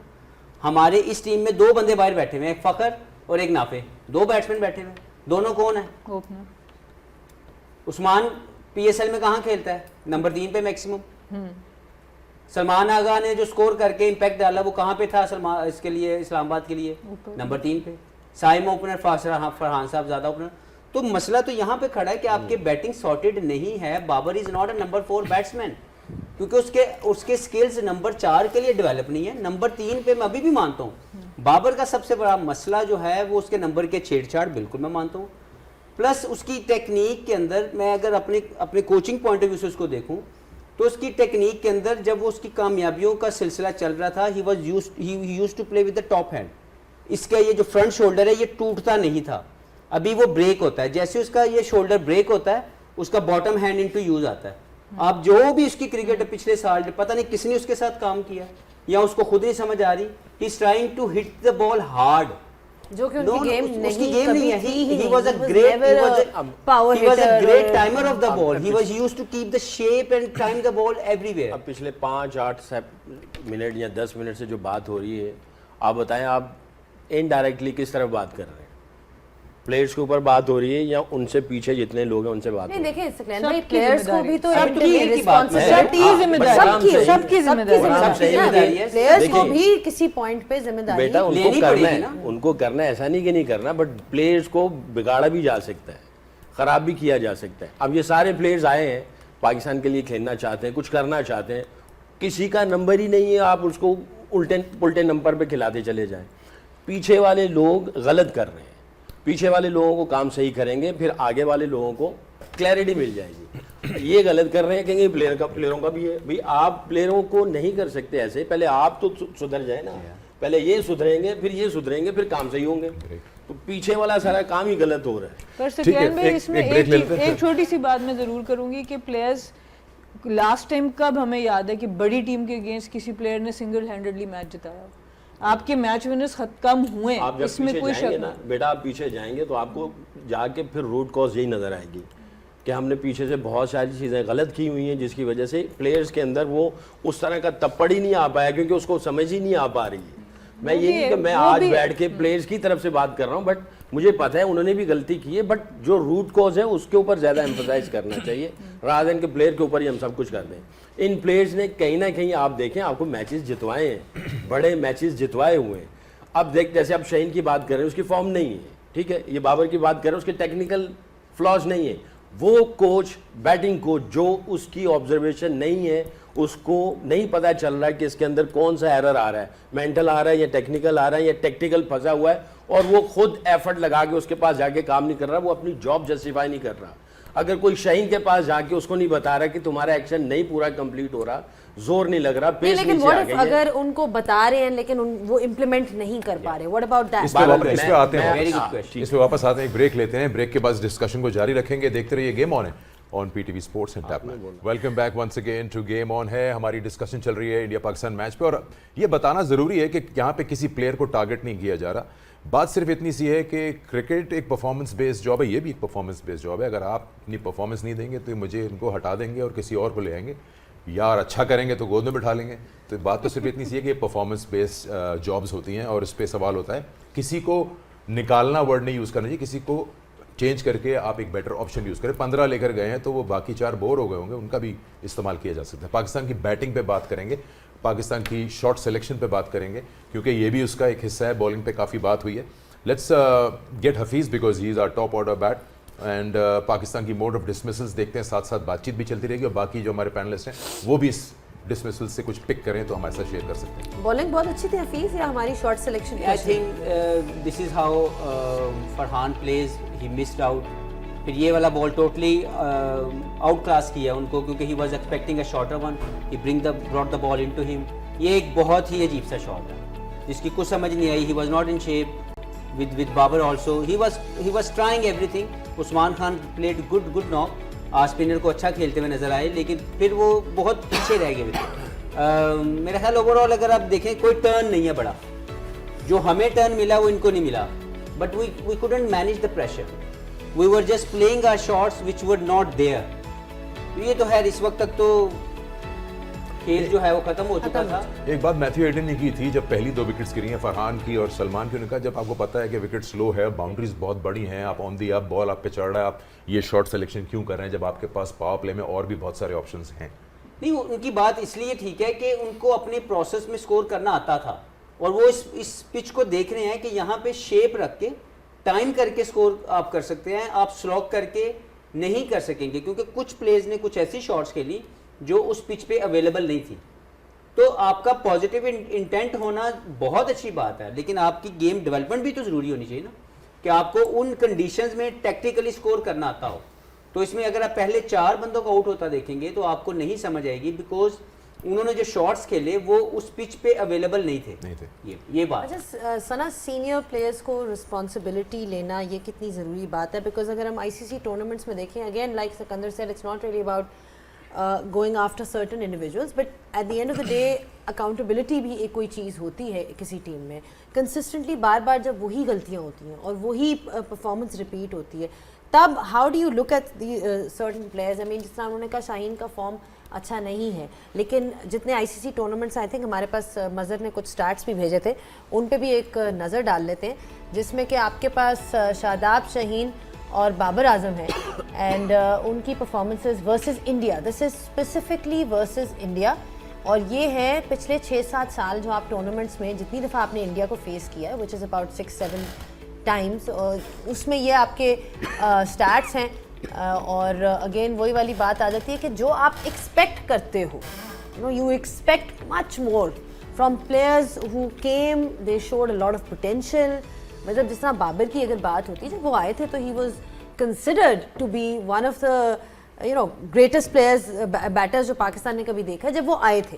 लेकिन मैं ये बात कर रही हूँ कि टूर्नामेंट्स में क्यों अगेंस्ट इंडिया हमें सीनियर प्लेयर्स की तरफ से वो क्यों परफॉर्मेंस नज़र नहीं आ रही? Is it pressure? Is it the fact कि you know you have to look at other solutions? किस तरह से आप इस पॉइंट ऑफ व्यू को देखती हैं? देखिए, शादाब और अगर शाहीन को पहले मैं उनकी बात करूं तो उनको उनके रूल्स को ज़्यादा छेड़ा नहीं गया।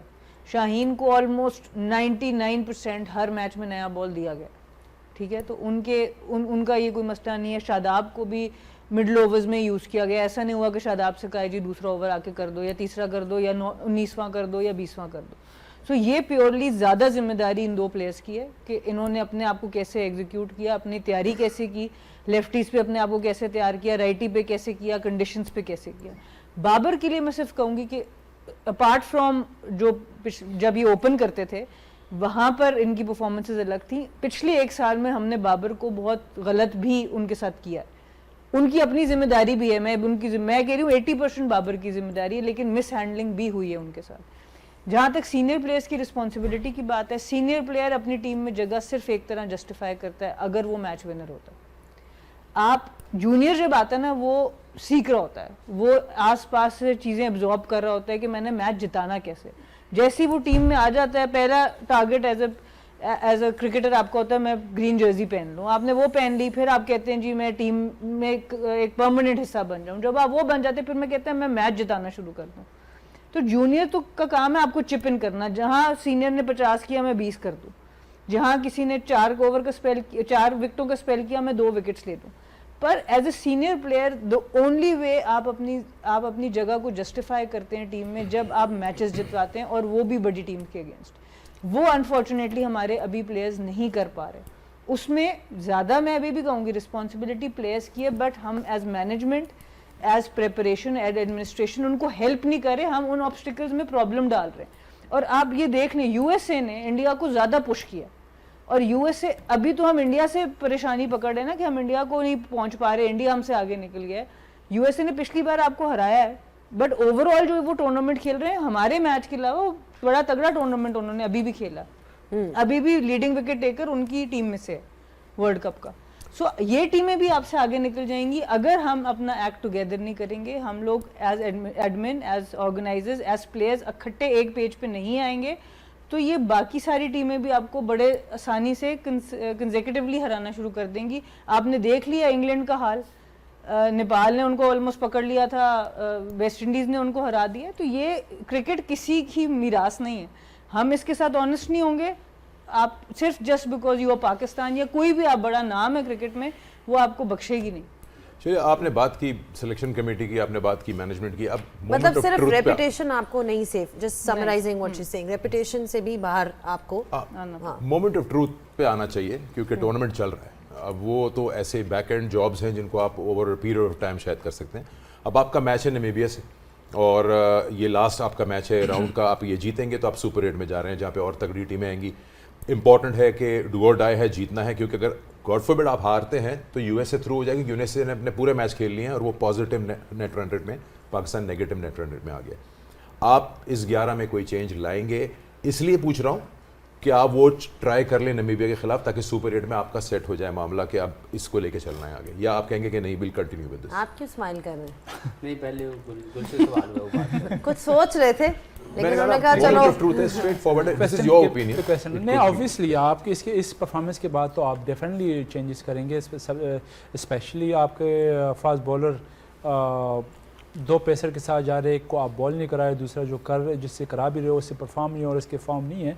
तो ऑब्वियसली नेक्स्ट मैच में बिफोर द सुपर 8 आपने नेक्स्ट मैच में आपने ट्राई आउट करना है, किसी और को मौका देना है, क्योंकि शाहीन नो डाउट हमारा सीनियर है लेकिन अब उस परफॉर्म नहीं कर रहा, बैक टू बैक 3 मैचेस हो गए, उस पर ख़ुद भी प्रेशर है। अब आई डोंट नो कि उसकी प्रिपरेशन किस तरह है मैचेस के लिए। जिस तरह हम बात कर रहे हैं कि सीनियर प्लेयर्स की एक रिस्पॉन्सिबिलिटी होती है, तो बीइंग अ सीनियर उससे जो रिक्वायरमेंट है कि आपने नया बॉल करके देना है या फिर पुराना बॉल करना है, उसके लिए उसकी प्रिपरेशन हो रही है कि नहीं हो रही है। बाय द सेम टाइम ये कोचेस की भी रिस्पॉन्सिबिलिटी है कि वो उसके साथ वो जो उसकी फॉल्ट है या जो गलती कह सकते हैं आप, या जो उसकी वीकनेस है कि जहाँ पे उससे रिक्वायरमेंट है या एक्सपेक्टेशन है, उस चीज़ के लिए वो प्रिपेयर्ड है कि नहीं। तो मेरे ख्याल से ऑब्वियसली नेक्स्ट मैच के लिए आपने ऐसे बॉलर को खिलाना होगा कि जो आपके लिए तीनों फेज़ में बॉल कर सके। सिर्फ ये नहीं कि नया बॉल करे, डेथ के ओवर भी आपको आज पता चल गया कि आपके एंड के ओवर आप पेसर्स की क्लास, स्पिनर्स से आप कभी भी चांस नहीं ले सकते। ये तो इंडिया के अगेंस्ट था, मे भी आगे और भी आपके सुपर 8 में और ज़्यादा टफ ओपोनेंट आएंगे, तो वहाँ पे बिफोर द सुपर 8 नामीबिया के अगेंस्ट मैं ऐसे बॉलर को खिलाऊंगा कि जो मेरे लिए तीनों फेज में बॉल कर सके। आपने वर्ड पेसर्स प्लूरल यूज़ किया, तो आप कह रहे हैं कि या तो नसीम सलमान को लेके आए शाहीन की जगह और फ़हीम को ऑपरेशनल करें एज अ बॉलर। जी तो बिल्कुल, दो ऑप्शंस हो bowling बिल्कुल ऐसे ही है कि आपने पेसर्स के आप अपने पेसर को बढ़ा दिए। इवन का अगर फ़हीम भी खेल रहे हैं तो फ़हीम को एटलीस्ट ये है कि उसके वेरिएशन वो कर सकते हैं, आपको उसको मिडल में यूज़ करें, उस पर ट्रस्ट करें।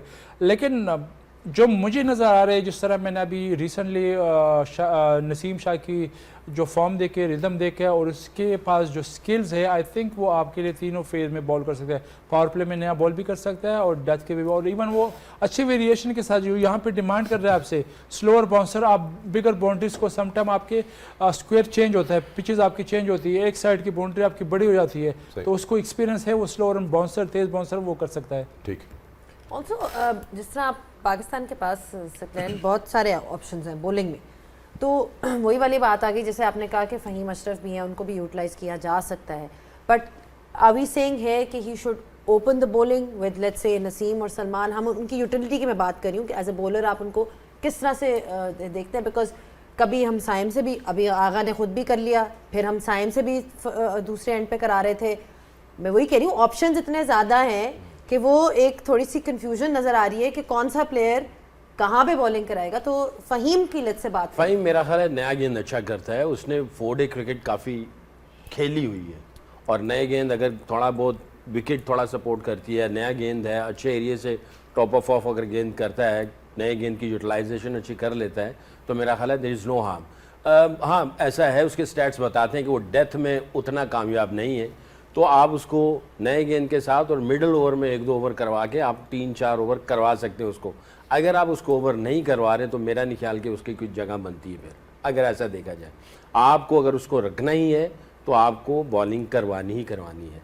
ज़्यादा ऑप्शंस में आप कंफ्यूज हो जाएंगे। आपको हमारे ज़माने में, ठीक है हम कहते हैं कि भाई ये बहुत पीछे की बात हो रही है, बट मेरा ख्याल है ये क्रिकेट वही है।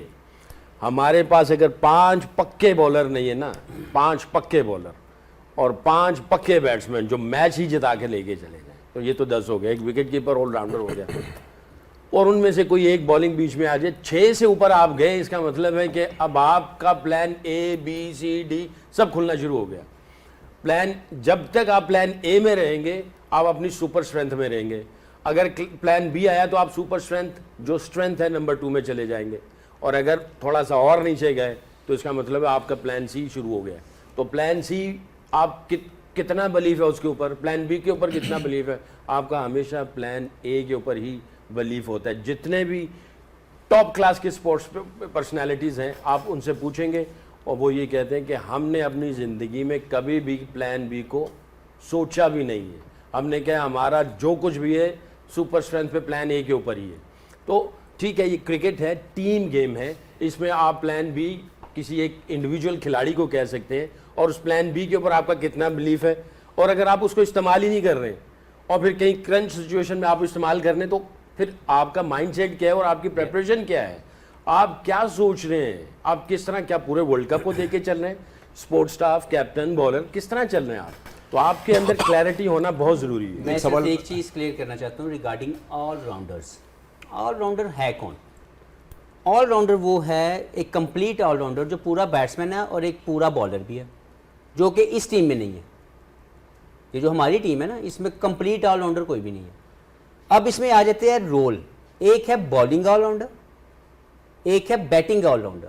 बॉलिंग ऑलराउंडर में फ़हीम, आप बताएं फ़हीम क्या है? बॉलिंग ऑलराउंडर, आप बॉलिंग ऑलराउंडर, तो फिर वो बॉलिंग 3 मैचों में क्यों नहीं कर रहे? नवाज कौन है? बॉलिंग ऑलराउंडर, उनको 4 ओवर या कभी होता है 3 कर लिए, मोरलेस उनको 4 ओवर करने चाहिए, नहीं तो 3 जरूर करेंगे और साथ में बैटिंग करेंगे। शादाब कौन है? Bowling allrounder. Bowling allrounder. अगर वो 4 ओवर नहीं करते, 3 ओवर नहीं करते, 2 ओवर नहीं करते, 1 ओवर कभी कभी करेंगे, he shouldn't be in the side, क्योंकि वो बैटिंग ऑलराउंडर नहीं है। Saim is a batting allrounder, उसकी प्राइमरी जॉब जो है वो बैटिंग करना। उसमें वो 2 ओवर कर दे, 3 ओवर कर दे, वी विल टेक इट।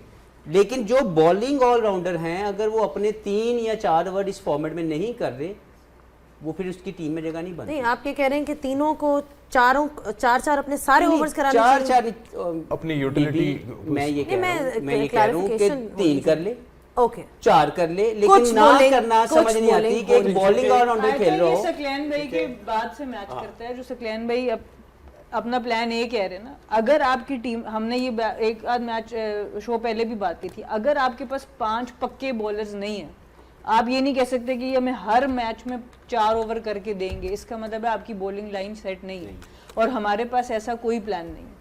और जो सकलैन भाई बात करें कि अगर आपको उस प्लान से उन 5 बॉलर से छठा बॉलर यूज करवाता है दूसरी टीम, आप यूज करते नहीं है, आप अगली टीम आपसे यूज करवाती है, that means they have pushed you already on your back foot. आपके 5 पहले बॉलर क्यों नहीं इतने अच्छे कि वही वो ओवर कर सकें, इसका मतलब है कि अगली टीम ने आपको पुश कर दी है पीछे, आपको रिक्वायरमेंट ठीक है। अब इसकी एग्जांपल एक और ऐसे बनती है कि अगर बैट्समैन है, आप बैटिंग स्ट्रेंथ को लंबा करने के लिए कोई और ऐसे ऑलराउंडर बीच में ले आए, आप बैटिंग स्ट्रेंथ को लंबा कर रहे हैं, आपने इसको तो लंबा कर दिया, बट बॉलिंग स्ट्रेंथ की तरफ आपने कंफ्यूजन कर दी, इधर आपने पक्के पत्ते रखे ही नहीं है, तो आपको जब तक पक्के इधर और पक्के इधर, आपकी जिम्मेदारी है और अब आपकी जिम्मेदारी है, ठीक, और फिर आप प्लान ए पे रहेंगे। और मुझे पता है आप जा रहे हैं ब्रेक पे, एक जल्दी से बात बस कर दूंगी। आज बाजिद खान ने भी बहुत अच्छी बात की कमेंट्री पे, वो यही कह रहे थे कि जब 4-5 आउट हो गए, उन्होंने कहा जो इतनी ही लंबी हमने बैटिंग खिलाई है, क्या वो हमें इस प्रॉब्लम से निकाल सकती है कि नहीं। तो फिर एट टेस्ट हुई ना, आपकी जो प्लानिंग थी वो आज टेस्ट हुई कि फिर जब आप 8वें-9वें नंबर तक फहीम अशरफ को 8वें नंबर तक खिला रहे हैं, फिर उसको चेस करना चाहिए। 10 बैट्समैन रखने का फायदा नहीं है, आपके टॉप 6 ही करते तो यही हम हैं। समझा ऑस्ट्रेलिया रहे ने हैं। 4 विकेट्स जब गंवाई थी पावर प्ले में, तो वो जिम्बाब्वे के साथ बाकी रन ले ये नहीं तो पाए। डिस्कशन बड़ी देर तो से चलती इस आ पे रही हम है और बात आपके करेंगे। टीम के बैलेंस के ऊपर। जी, ब्रेक लेंगे और मैं अपने पिछले पैनलिस्ट के पास एक बात छोड़ देता हूं कि श्रीलंका में जो टीमें खेल रही हैं वो ज़्यादातर प्रेडोमिनेटली पेसर्स से विकेट्स लेके जीत रही हैं। पाकिस्तान 5 स्पिनर्स, आज 6 स्पिनर्स और 1 पेसर के साथ कंटिन्यूसली खेल रहे हैं अपने मैचेस, और अगर पाकिस्तान फाइनल तक भी पहुंचता है उसने सारे मैच श्रीलंका में ही खेलने हैं। क्या यही कॉम्बिनेशन सही है, और do they need 2 pacers to be bowling their set of 4 overs each? देखते रहिए गेम ऑन है on PTV sports and tapmad. Welcome back to game on है, और काफ़ी डिटेल डिस्कशन हुई है आज के इस मैच पे जो कि खेला गया प्रेमदासा कोलंबो में इंडिया और पाकिस्तान के बीच। पाकिस्तान ये मैच 61 रन से हारा। टूर्नामेंट में अभी भी अलाइव है, नामीबिया को हराए और पाकिस्तान सुपर 8 में जा सकता है, लेकिन उस सफ़र के लिए पाकिस्तान के लिए बेस्ट 11 चॉइस क्या होनी चाहिए? हमने जाने से पहले ये पूछा था अपने पैनलिस्ट से कि क्या वो फील करते हैं कि जितना परफॉर्मेंसेस डिफरेंट टीम्स ने जो दी हैं कोलंबो में विद पेसर्स, क्या पाकिस्तान को एक पेसर की और ज़रूरत है, या पाकिस्तान इसी स्पिन हैवी अटैक से जाए और एक पेसर का इस्तेमाल करे? So you guys are most welcome. कौन इसका जवाब? मैं किसी सवाल का जवाब नहीं दूंगा, मैं सिर्फ एक छोटी सी स्टोरी सुनाऊंगा। सवाल सारे तीनों इनकी तरफ करें, जब होगा मुझे बता दीजिएगा, छोटी सी स्टोरी सुना दूंगा। हफीज बताइए। सुना नहीं, पहले स्टोरी छोटी सी स्टोरी है, छोटी सी स्टोरी है, तो फिर फोकस से सुनिए, मेरा अपना किस्सा है, मैं बाद में सुनाऊंगा। नहीं, पहले story। नहीं, सवाल का जवाब पहले। देखिए, मुझे लगता है कि चेंजेस होनी चाहिए, क्योंकि हमने ट्राई आउट किए, कुछ प्लेयर उनको मौका भी मिला, उनको कॉन्फिडेंस भी दिया, लेकिन वो डिलीवर नहीं कर पाए। अब ये देखना ये है कि जो पीछे 2 बैठे हुए हैं फास्ट बॉलर, उनमें से कोई आता है या फ़हीम को यूटिलाइज़ किया जाता है, क्योंकि Faheem is good enough bowler to bowl 2 to 3 overs minimum in every game. Conditional हम उनको बॉलर नहीं मानते, वो हर जगह के बॉलिंग कर सकते हैं, उनके एक्सपीरियंस है, लेकिन उनको यूज़ नहीं किया गया अभी तक ICC इस टूर्नामेंट में। तीसरे मैच में भी वो सिर्फ एज ए बैट्समैन नंबर 8 पे बारी लेने आ रहे। अब ये एक ग्रे एरिया है हमारी टेक्टिकल प्लानिंग का, देखते हैं कि वो उसको यूटिलाइज़ करते हैं कि नहीं। अगर नहीं करते तो फिर बड़ा मुश्किल हो जाएगा टीम बनाना, क्योंकि आपको उस्मान को ज़रूर खिलाना है। Ibrar is been doing wonderful job as a spinner. उसके बाद शादाब और नवाज़ 2 ऐसे ऑलराउंडर हैं जो बॉलिंग ऑलराउंडर, तो मुझे लगता है उनकी बैटिंग हमें बहुत काम दे रही है। बॉलिंग तो वो कर ही अच्छी रही है, आज अच्छा नहीं कर सका शादाब, लेकिन ओवरऑल देखें तो जब से शादाब आए हैं he is bowling well, he is contributing well with the bat. तो हमें ये देखना है कि हमारी टीम में अगर नसीम आता है तो या तो हमें शाहीन को रेस्ट करवाना पड़ेगा, ड्रॉप करना पड़ेगा, और फ़हीम को यूटिलाइज़ करना पड़ेगा। और अगर अभी भी हमारा कॉन्फिडेंस हमारी मैनेजमेंट को है शाहीन पे, गिव हिम अ गो, लेकिन फ़हीम को इस्तेमाल करना पड़ेगा। और आपका अगर डेथ बॉलर स्ट्रॉन्ग मिल गया तो फिर आप जो चाह रहे हैं उस्मान तारिक शुरू में ओवर करें, फ्लोटर हो जाए, तो फिर वो ऑप्शन भी आपके लिए ओपन हो सकता है। हाँ कि ना? पॉज ना। नहीं, वो मैंने सुना आप सवाल कर रहे हैं, किससे सवाल कर रहे आप हैं? सवाल नहीं था, मैं स्टेटमेंट पे ये चाह रहा था कि हाँ या ना, वहीं से उन्होंने बोल दिया हाँ। चलो चेंजेस आप अपने बता देना, बात हो रही है देखिए changes की। ऑब्वियसली मैं तो है। समझती हूँ 3 चेंजेस तो आपको करने चाहिए। एक शाहीन की बात तो ऑब्वियसली सब कर रहे हैं कि उनको रेस्ट दें, उनकी जगह आप नसीम को लेके आएँ, वो एक डायरेक्ट स्वैप बनता है। नसीम भी थोड़ी बहुत बैटिंग कर लेते हैं और असल बात यह कि वो 3 फेज में आपको बॉलिंग करके देंगे। फ़हीम को अगर आप खिला रहे हैं, आपको बॉलिंग करानी ही करानी है उनसे, फ़हीम को आप ठीक है। करें। दूसरा, आपको एक डिसीजन अब फाइनल लेना पड़ेगा मेरे हिसाब से, अगर हमने आगे वर्ल्ड कप जीतने की तरफ जाना है, कि या तो आप बाबर को नंबर 3 खिलाएं या फिर आप फ़खर को बाबर की जगह पर खिलाएं। ये डिसीजन भी आपको अब लेना पड़ेगा, बिकॉज बाबर से नंबर 4 पे आके उस तरह की परफॉर्मेंस करनी इतनी आसान, उन्होंने यूएसए के अगेंस्ट बड़ा अच्छा खेला लेकिन शुरू में वो बहुत स्लो थे। बड़ी टीम्स उनको वो बाद में एक्सेलरेट नहीं करने देंगी, इतना आसान नहीं होगा। सो ये आपको एक डिसीजन करना है। अगर तो आप उनको 1 डाउन खिला सकते हैं तो खिलाएं, अदरवाइज आप फ़खर को लेके और आए। मैं इस मैच के फेवर में हूँ जो सना कह रही हैं कि अगर बाबर ने इस टीम में खेलना, मैं पहले दिन से कह रहा हूँ कि इस टीम में जो मिसफिट बंदा है वो हमारा मेन प्लेयर है। अगर वो मेन प्लेयर 3 पे नहीं खेलेगा तो 4 के लिए उसकी जगह नहीं टेक्निक और बनती। टैक्टिक्स नहीं, उसकी टेक्निक और टैक्टिक्स सॉर्टेड नहीं है 4 नंबर के लिए। और तीसरी चेंज मैं कहूँगी कि अभी ऑब्वियसली आप उस्मान को ना भी छेड़ें, तीसरी चेंज वो भी आप ख्वाजा वाली भी कर सकते हैं, बट तीसरी चेंज मैं कहूँगी कि आप अपना एक स्पिनर बिठाएं सिर्फ इस मैच के लिए। चाहे अबरार को रेस्ट दे दें, अबरार को पीछे आपने बहुत मैचेस खिलाए। एक बात मैं आपसे करूँ, आप सलमान मिर्ज़ा को भी खिलाएं, आप 2 सीमर से जाएं क्योंकि ये पिच सीमर्स को सपोर्ट कर रही है। नामीबिया को आप अगर आप फ़हीम को नहीं बॉलिंग नहीं, करा रहे, फ़हीम को भी यूज को करें। भी, मैं उससे आपसे ये कह रही हूँ कि आपके पास सिर्फ देखने के लिए कि आप अपने इन बॉलर्स को डिफरेंट फेजेस में देखें। आपके पास फिर भी 4 स्पिनर्स के बावजूद होंगे, शादाब भी होगा आपके पास, नवाज भी आपके पास होगा, उस्मान तारिक भी आपके पास होगा, सलमान आगा भी होगा, साइम अयूब भी होगा, और उसके बाद आपके पास 3 सीम में ऑप्शंस भी होंगे। लेकिन आप सलमान आगा को और साइम को सिर्फ तब यूज करें जहां मैच फंसे। आप पहले नवाज, शादाब जो आपके 2 जेन्युइन सीमर्स हैं और फ़हीम, पहले अपने दिमाग में इनको बनाएं। मैं सिर्फ इस वजह से ये बात कर रही हूँ, जो प्लान ए है वो हमने फाइंड आउट करना है पहले बॉलिंग का, हमारा प्लान ए सॉर्ट आउट नहीं है अभी। उसमें आपने खुद कहा कि मिडिल ऑर्डर वीक है तो आप एक बैटर सेक्रीफाइस कर रहे हैं और नोइंग के बैटर मैंने नहीं सेक्रीफाइस किया, मैंने स्पिनर का अबरार की अबरार का अबरार की अगर आप नवाज को हटाते हैं तो एक बैटर जा रहा है। नहीं, वरना- नवाज को तो मैंने नहीं नवाज कहा, का नवाज का मैंने नहीं कहा। उन्होंने कहा देखिए, एक स्पिनर। आपके सब कॉन्टिनेंट कंडीशंस में नवाज और शादाब, इनको आपको यूटिलाइज अगर आप अच्छा कर गए तो आप डीप एंड पे जा सकते हैं। ठीक है, good लेकिन इस वक्त साइम भी बहुत अच्छी बॉलिंग करा रहे हैं। लेकिन हाँ, तो साइम इसलिए- का मेन फोकस अभी आप खाली नामीबिया के मैच में बैटिंग पे रखें, उसको कहो आप परफॉर्म करके 2 बैटिंग में, हमें जरूरत पड़ी हम आपसे ओवर करा लेंगे। बट अगर हम साइम से 3 करा लेते हैं ना जैनब, तो फिर हम शादाब और नवाज से 4 ओवर नहीं करा पाते। आपने उनको अगर बॉलिंग ऑलराउंडर खिलाना तो आप उनको एटलीस्ट इस मैच में तो 4 ओवर कराओ ना। उनको फील तब होता है आपको एज ए बॉलर कि मैं 4 ओवर हर मैच में कराऊं, मैं गूगलीज भी कराऊं, मैं विकेटें भी लूं।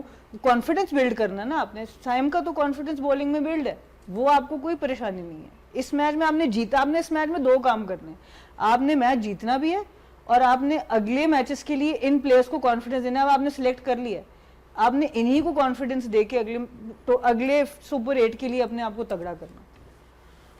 Good. I like the option of 3. It can be done. Umar, I feel आपके कोई इनके भी बाकी तो मेरे को इतने मुश्किल नहीं होंगे, लेकिन 4 नंबर से 3 नंबर वाला शायद बहुत मुश्किल हो जाएगा। But मुश्किल तो it आपको makes करनी, sense जो आपने मुश्किल तो बोला। आपको करनी हार्ड पड़ेगी। डिसीजंस तो लेनी पड़ती है ना, फिर जो टफ कॉल्स होती हैं वही फिर खैर एनीवे। आपने अपने चेंजेस बताए, कोई एडिशन करना चाहेंगे? लकी कमेटी तो मेरे नहीं ख्याल निकाली। से नहीं वो निकल गई हुई है। देखिए ये सना का जो आइडिया बेहतरीन है, क्योंकि इसमें आपकी क्या है, एक चीज़ जो बॉलिंग है वो स्ट्रेंथन हो जाएगी, वो आपके स्पेशलिस्ट 2 पेसर आ जाएंगे, क्योंकि कंडीशन जो सूट कर रहा है वो स्पिन को भी कर रहा है, और यहाँ पे on the same time pacer जो अच्छे पेसर है, जो अपनी वेरिएशन को अच्छा यूज़ कर रहे हैं, जिनके पास स्किल्स है डेथ के ओवर के भी, तो वो भी आप कवर अप कर रहे हैं। क्योंकि बीच में आपके बैटिंग भी इतनी अच्छी नहीं, तो आप उसको शादाब को और नवाज को जो गिवन कंडीशन है उसमें तो आपके ये बेस्ट है।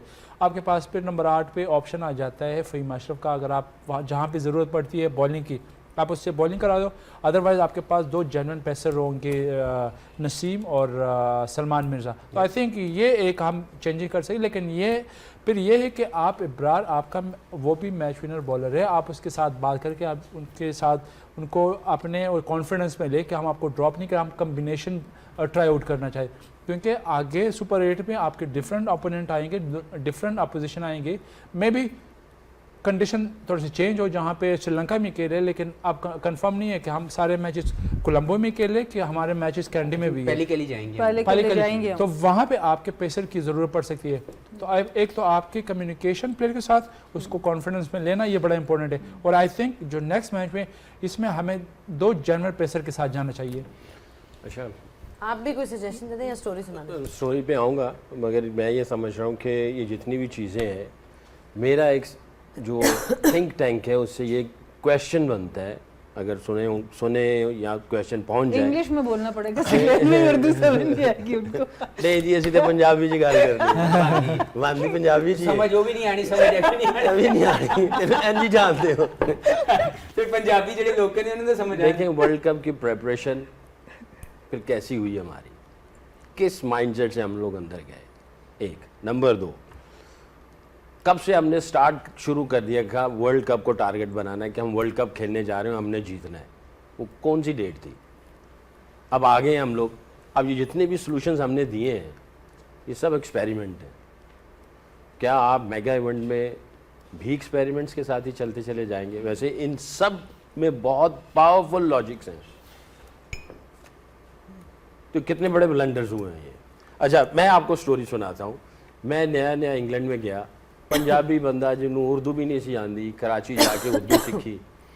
तो आपको तो पता ही लाइसेंस कैसे मिलता है पाकिस्तान में आपको, तो इंटरनेशनल लाइसेंस बनवा के तो मैं इंग्लैंड चला गया। उन्होंने मुझे बड़ी वोक्सवैगन ओमेगा गाड़ी दी, ऑटोमेटिक, ये प्रो आ गया है।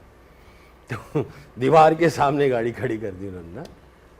पहले दिन किसी ने पिक किया, ड्रेसिंग रूम से निकला, आया तो मुझे चाबी दी, नहीं सैक, that's your car. Oh wonderful, you know how to drive? I said yeah, it's automatic. Oh, thank you very much.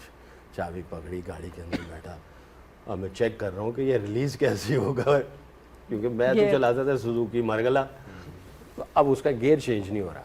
Long story cut in short, मैंने कोई आधा घंटा लगा के वो चेक किया, गियर आगे पीछे करके ना, पीछे देखो 10 गाड़ी दीवार के अंदर, जो ना फायर जो को नहीं होता वो खुल जाते हैं, एयर बैग्स खुल गए। सारे लोग आए हुए, पता ही कोई नहीं सी गड्डी चलानी कि इंजे दीवार ठोक देती। बहरहाल मेहमान था, गेस्ट था, सुपरस्टार था उनका। Don't worry, will bring new car for you. किसी ने मुझे ड्रॉप कर दिया। मैंने उसको कहा, मैंने कहा never park my car next to the wall. कहता क्यों? मैंने कहा I am not going to give you any explanation, my car parking place should be in the middle of the car park, so there is no wall in the front right side.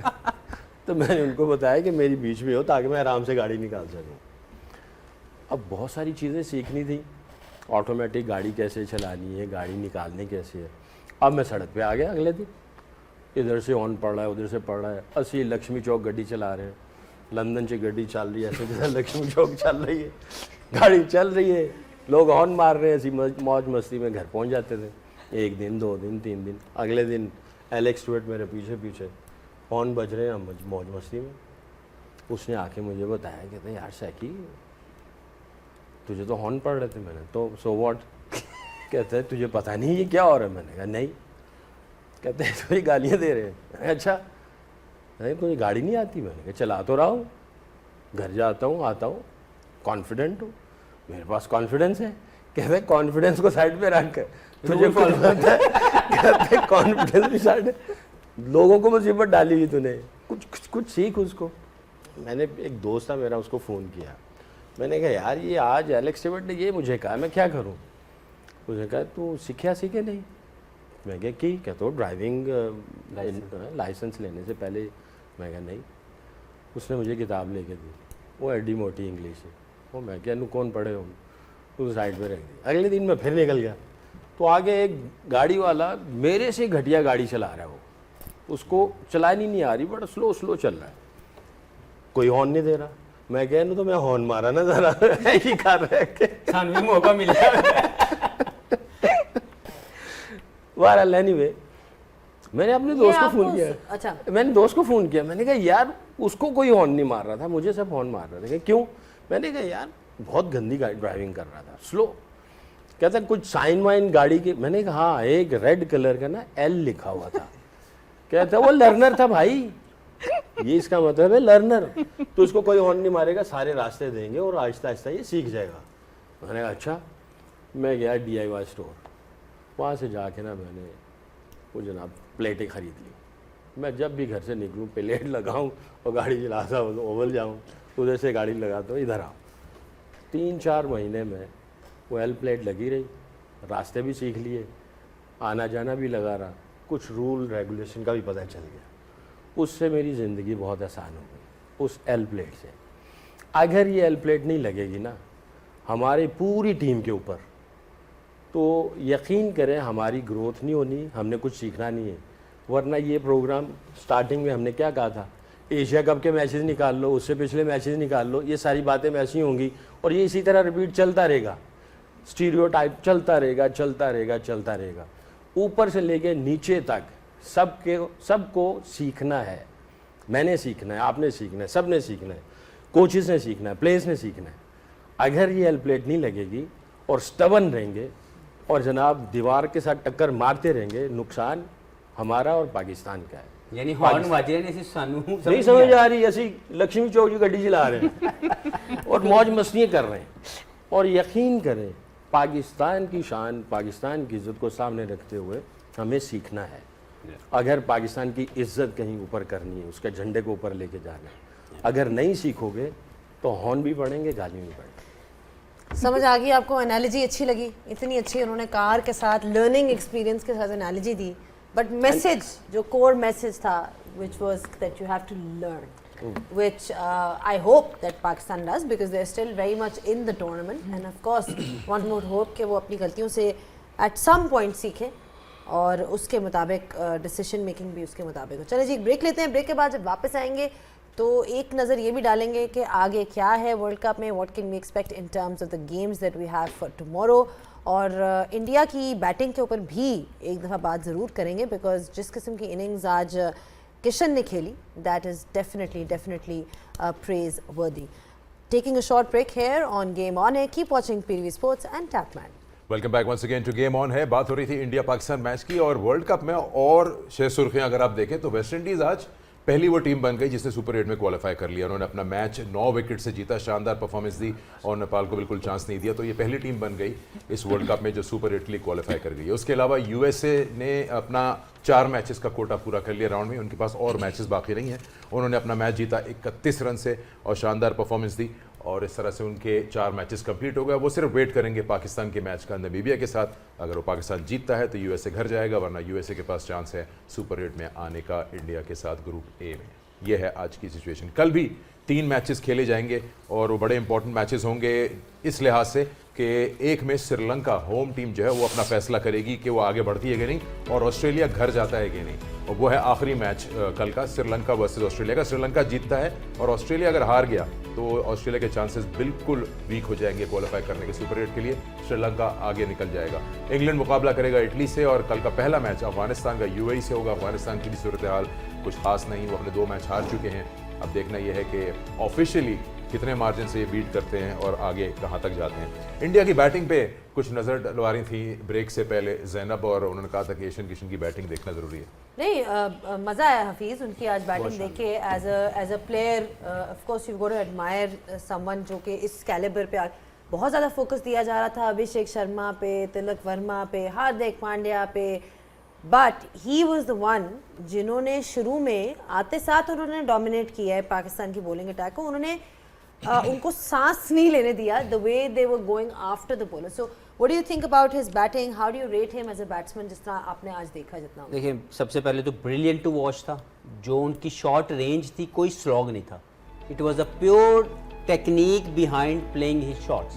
पहला ball जो pickup shot उन्होंने खेला शाहीन को, वहीं पे उसने बता दिया कि मैं स्लॉगर नहीं हूँ, मैं प्रॉपर बैट्समैन हूँ। और remember he was not in the squad earlier, Rishabh Pant के बाहर होने के बाद इनको लाया गया।